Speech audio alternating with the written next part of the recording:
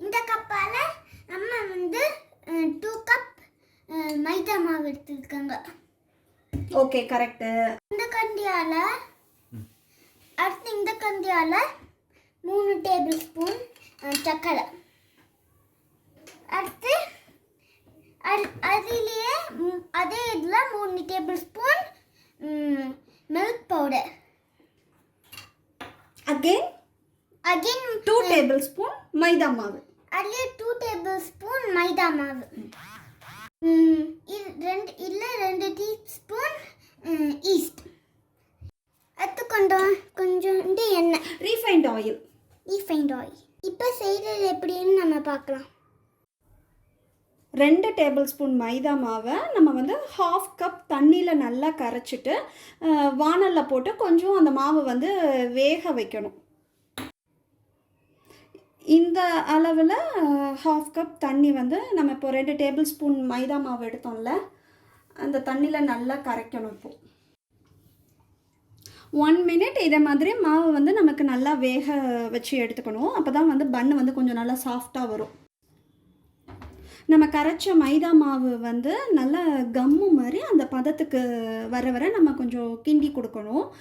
இந்த பதத்துக்கு வந்தால் கூட போதும். 1/2 கப் வார்ம் வாட்டர் நான் வந்து இந்த கண்ணாடி பவுலில் போட்டிருக்கேன். அந்த வார்ம் வாட்டரில் 1/2 டேபிள் ஸ்பூன் டீஸ்பூன் வந்து 1/2 டீஸ்பூன் உப்பு போடணும். அப்புறமா நம்ம எடுத்து வச்சுருக்க சுகரும் போட வேண்டியதான்.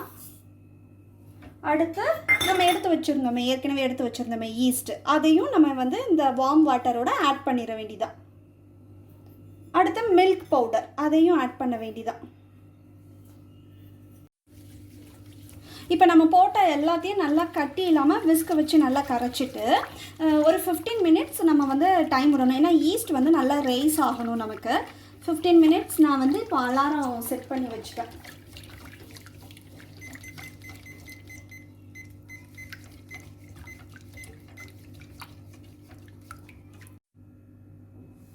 இப்போ நம்ம போட்ட ஈஸ்ட் வந்து நல்லா பொங்கியிருக்கு பாருங்கள். நல்லா குட்டி குட்டி பபுள்ஸாக நிறைய வந்திருக்கு. வந்திருக்கு பாருங்கள். சூப்பர். அடுத்து சொல்லு. அடுத்து வந்து நம்ம எடுத்து வச்சோம்ல 2 கப்பு மைதா மாவு, அந்த மாவும் அப்புறமா நம்ம வேக வச்சு எடுத்தோமே 2 டேபிள் ஸ்பூன் மைதா மாவு, அதையும் இதோட போட்டு மிக்ஸ் பண்ண போகிறோம். சூப்பர். இதையும் இதோட போட்டுட்டு நல்லா நம்ம மாவு பசைய வேண்டியதான். எப்படி பசையணும்? கை வச்சுதான்ப்பா. கை வச்சு? ஓ, காமெடி பண்ணுறீங்களோ? சரி, பிசைஞ்சிட்டு அப்புறமா பார்ப்போமா? ஓகே.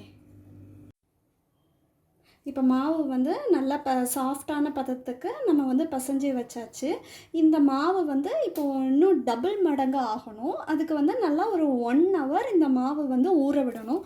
1 ஹவர் நல்லா ரெஸ்ட் எடுக்கணும். இந்த மாவு எடுத்தால் நமக்கு வந்து நல்லா உப்பி, இந்த பவுல் நிறைய உப்பி வந்துடும்.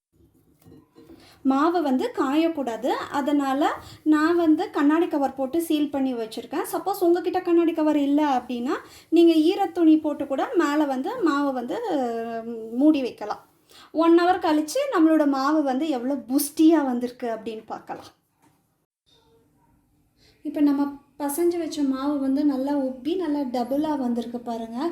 தேவக்குட்டி இங்கே வாங்க, உன்னோட கண்ணம் மாதிரி நல்லா புஸ்டியாக வந்திருக்குடா மாவு. சூப்பராக வந்திருக்கு. இதை வந்து நம்ம வந்து அடுத்த 6 பீஸாக போட்டு இன்னும் ஒரு 1/2 ஹவர் ரெஸ்ட்டில் விடணும் இந்த மாவை. அடுத்து பார்க்கும்போது எல்லா உருண்டையும் சம அளவாக எடுத்து ஈரத்துணி போட்டு இது மேலே வந்து மூடி வச்சுட்டு ஒரு 1/2 ஹவர் ரெஸ்ட் பண்ண விட போகிறேன். ஒரு 1/2 ஹவர் கழிச்சதுக்கப்புறம் நான் இது மேலே வந்து கொஞ்சம் பால் வந்து அப்ளை பண்ணியிருக்கேன், ப்ரஷ்ஷால் தடவினேன். அடுத்து வந்து மேலே வந்து எள்ளு போட்டிருக்கேன். என்கிட்ட ஒயிட் எள்ளு இல்லை, அதனால் பிளாக் எள்ளு போட்டிருக்கேன். நம்ம ஓடிஜி வந்து இப்போது 10 மினிட்ஸ் ப்ரீ ஹீட் ஆனோன்னா நம்ம இந்த ட்ரேயை வந்து உள்ளே வச்சு எடுக்கலாம்.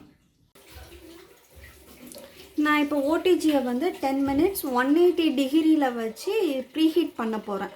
அதுக்கப்புறமா வந்து இந்த பன்னை கொண்டு வந்து இது ப்ரீ ஹீட் ஆனோன்னா அந்த பன் ட்ரேயை கொண்டு வந்து நம்ம வைக்கலாம். இப்போ நம்மளோட ஓடிஜி வந்து நல்லா ப்ரீஹீட் ஆகிட்டு நான் பன் ட்ரையை கொண்டு வந்து உள்ளே வச்சுட்டேன். 21 மினிட்ஸ் 200 டிகிரி செல்சியஸில் இது இந்த பன் வந்து நல்லா பேக் ஆகணும் நமக்கு இப்போது.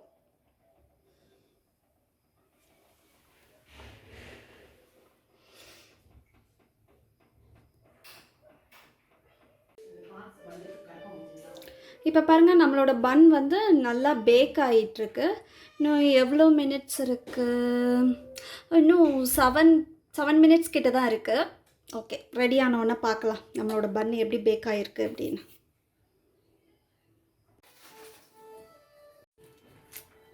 இப்போ நம்மளோட பன் வந்து நல்லா பேக் ஆகிட்டு வெளியே எடுத்துட்டோம் நம்ம. இது மேலே வந்து கொஞ்சம் நான் வந்து பட்டரை வந்து உருக்கி அது மேலே தடவுறேன் ப்ரெஷ்ஷை வச்சு. கொஞ்சம் ஆறுனதுக்கப்புறம் பார்க்கலாம் எவ்வளோ சாஃப்டாக வந்திருக்கு அப்படின்னு. இப்போ பன்னு வந்து நமக்கு நல்லா வந்திருக்கு. இங்கே பாருங்கள், நான் அமுத்தி காமிக்கிறேன் எவ்வளோ சாஃப்டாக இருக்குது பாருங்கள். சூப்பராக பன் பேக் ஆகிருக்கு நமக்கு. நாங்கள் வந்து அடுத்து சாப்பிட்டு பார்த்துட்டு சொல்கிறோம்.